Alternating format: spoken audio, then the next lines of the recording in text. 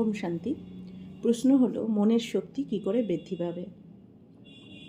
কোনো কাজ করতে গিয়ে যদি মনে হয় আপনার মানসিক শক্তি কম, তখন মনকে ভালো করে লক্ষ্য করুন কি চলছে মনের মধ্যে। সাফল্য সম্বন্ধে সন্দেহ আছে? আপনি কি ভাবছেন, কাজটা তো শুরু করব, পারবো কি? কেন এই চিন্তা উঠছে?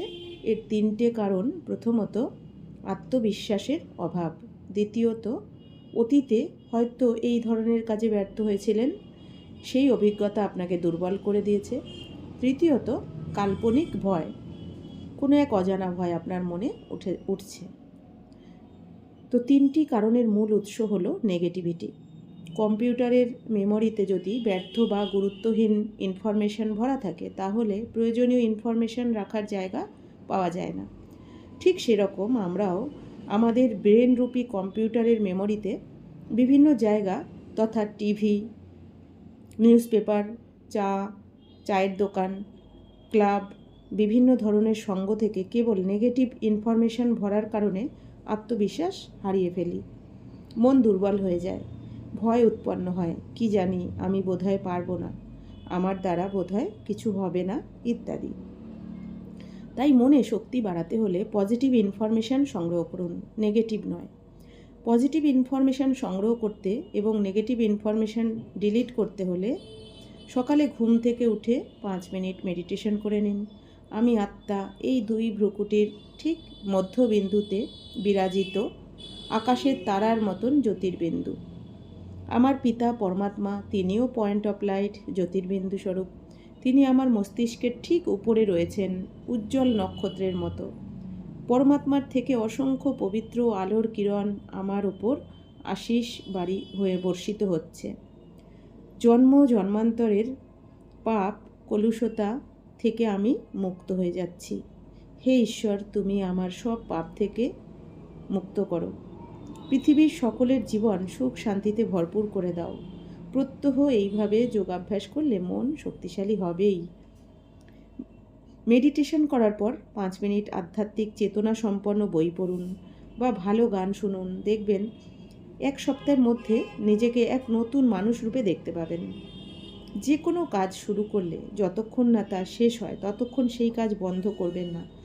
যত বিঘ্নই আসুক, সর্বদা মনে করুন, স্বয়ং ঈশ্বর আমার সাথী, আমার বিজয় হবেই, সফল হবই। কেবল নিজের সুখের পেছনে ছুটবেন না, অপরের সুখকে নিজের সুখ, অপরের দুঃখকে নিজের দুঃখ অনুভব করুন। দেখবেন মনের শক্তি বাড়বে। যদি কখনো কোনো কাজে অসফল হন, ভেঙে পড়বেন না। হতাশায় না ভুগে অসফলতার কারণ খুঁজে নিন। কারণ খুঁজে পুনরায় সঠিকভাবে নিষ্ঠার সাথে চেষ্টা করুন সফলতার জন্য। মনের শক্তি বাড়বে। অনুভব করুন, যা হয়েছে তা কল্যাণকারী, যা হচ্ছে তা আরও কল্যাণকারী, আর যা ভবিষ্যতে হবে তা আরও অনেক বেশি কল্যাণকারী।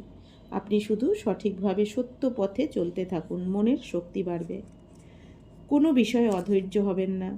ক্রোধ করলে মনের শক্তি ক্ষয় হয়।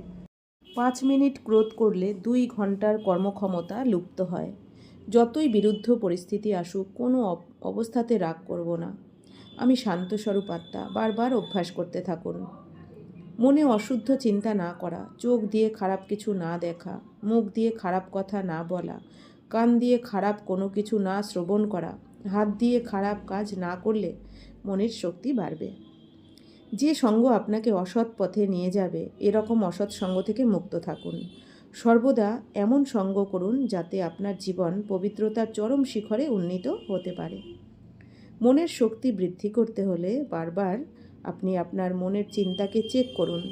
যদি মনের চিন্তা অপবিত্র হয়, তা পবিত্র চিন্তায় রূপান্তরিত করে ফেলুন। না হলে অপবিত্র চিন্তা করা অভ্যাস হয়ে যাবে। তা সংস্কারের রূপ নেবে।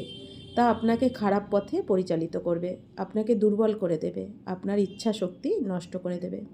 তাই প্রত্যহ মেডিটেশন করে আধ্যাত্মিক জ্ঞান সম্পন্ন বিষয় শুনুন বা পড়ুন এবং সৎসঙ্গ করুন। দেখবেন মনের শক্তি অবশ্যই বৃদ্ধি পাবে। অসম্ভব কাজকে আপনি সম্ভব করতে পারবেন এবং ইচ্ছা শক্তিও বৃদ্ধি পাবে। ওম শান্তি।